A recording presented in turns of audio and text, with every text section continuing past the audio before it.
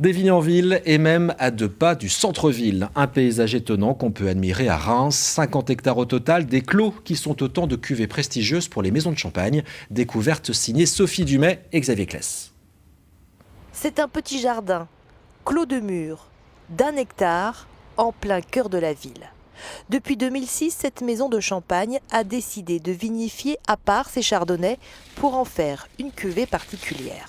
Moi j'y suis toujours, c'est vraiment l'idée noble de clos. Le clos avec une histoire, avec une situation particulière au cœur de la ville, une situation climatique, géologique.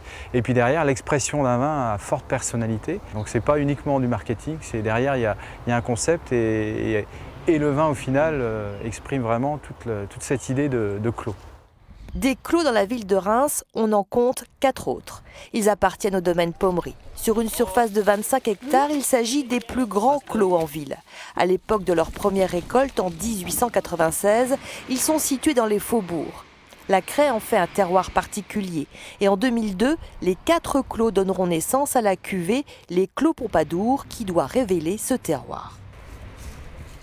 On se retrouve avec un vrai potentiel, avec une très belle minéralité, quelque chose qui est axé vraiment sur on sent que le terroir, que la craie est là. On a l'impression quelquefois de croquer un petit peu dans la craie. On est vraiment au contact de la nature, au contact de la géologie du sol. La vigne en ville est un sujet qui a intéressé les éditions de l'Effervescence en 2007.